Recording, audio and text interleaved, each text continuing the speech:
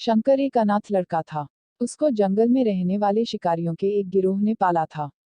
उसके पास कोई औपचारिक शिक्षा भी नहीं थी, वह केवल एक चीज जानता था कि उसे कैसे जीवित रहना है। शिकार करना और उनको मारना तथा जंगल के फलों को खाना और नदी के पानी को पीकर अपने आप को जीवित रखना जानता था। एक दिन वह अपना रास्ता भटक गया और उसने देखा कि कुछ लोग नदी के किनारे पर बने एक पत्थर की आकृति के चारों ओर जोर जोर से चिल्ला रहे हैं। कुछ लोग उस पर फूल, फल और नारियल चढ़ा रहे हैं। शायद उसने सोचा यह कोई मकान होगा जिसमें लोग रहते होंगे। पर यह एक प्राचीन मंदिर था। लेकिन शंकर ने इसे पहले कभी नहीं देखा था, पर इसके बारे में जानने के लिए वह काफी उत्सुक था। उसने तब तक इंतजार किया जब तक कि लगभग सभी लोग उस मंदिर से नहीं चले गए। अंत में उसने एक युवा लड़के को पत्थर की इमारत से बाहर आते देखा और उससे बात करने का फैसला किया और शंकर ने उससे अपने मन में आए कई सवाल पूछे। उसका पहला प्रश्न था, इस इमारत को क्या कहा जाता है? लोग अपने साथ क्या लाते हैं? फिर उन चीजों को अंदर वाली इमारत में क्यों छोड़कर वापस आ जाते हैं? चीजों को अपने साथ लाना और उन्हें अंदर छोड़कर वापस चले जाने पर वह लड़का शंकर की अज्ञानता व मासूमियत पर बहुत ही हैरान था और उसके सवालों से चकित भी था, पर यह वह नहीं जानता था कि वह पास के जंगल में रहता है और शिकार करके ही अपना जीवन यापन करता है।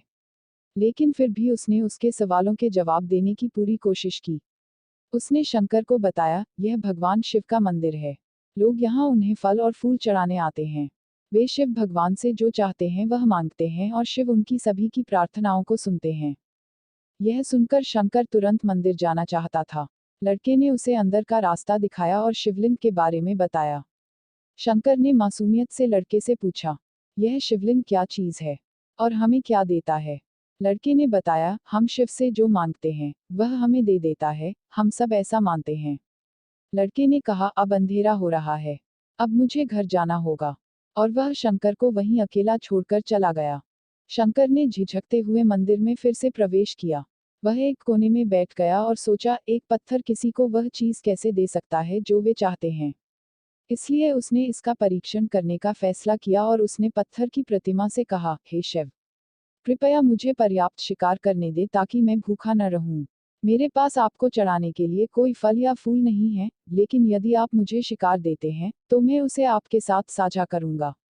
मैं वादा करता हूं कि मैं आपको धोखा नहीं दूंगा। उसने घोषणा की।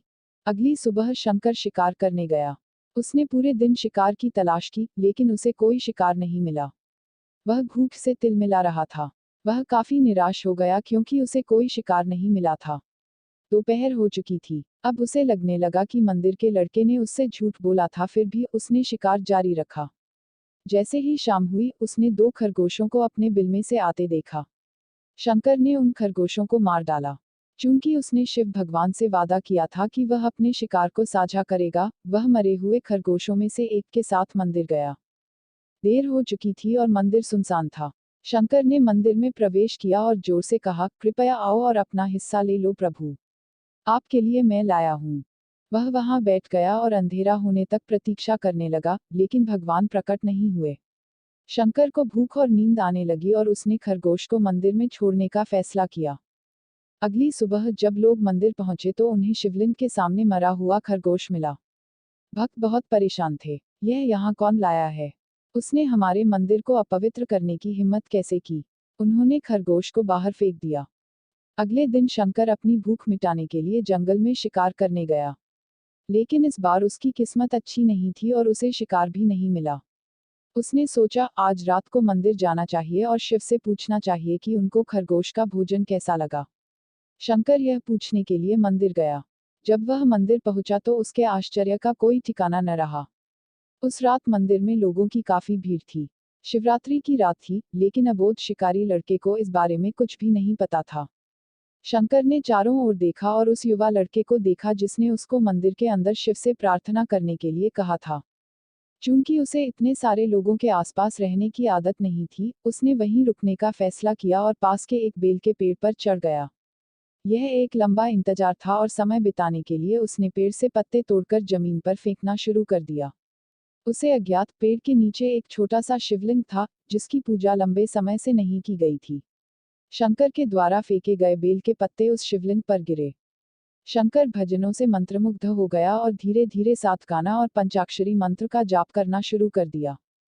रात भोर में बदल गई और सभी भक्त मंदिर से चले गए।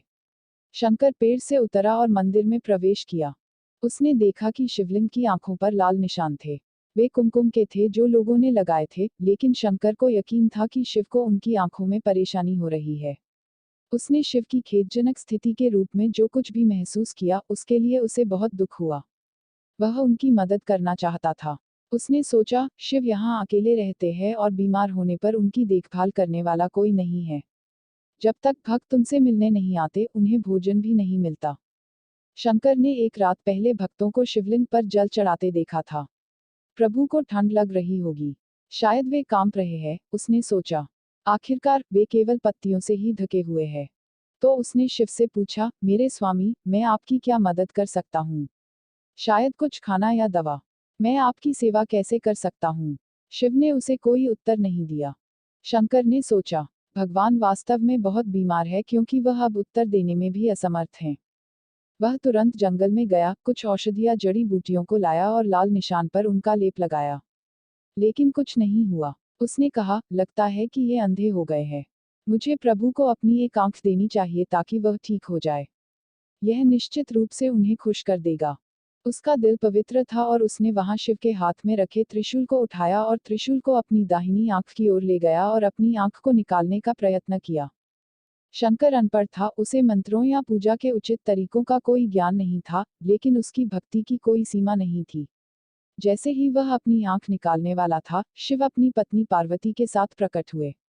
उन्होंने पार्वती से कहा, इस भक्त शंकर ने अनजाने में शिवरात्रि पर उपवास किया, बेल के पत्तों से मेरी पूजा की और साबित किया कि उनका दिल बेदाग व पवित्र है।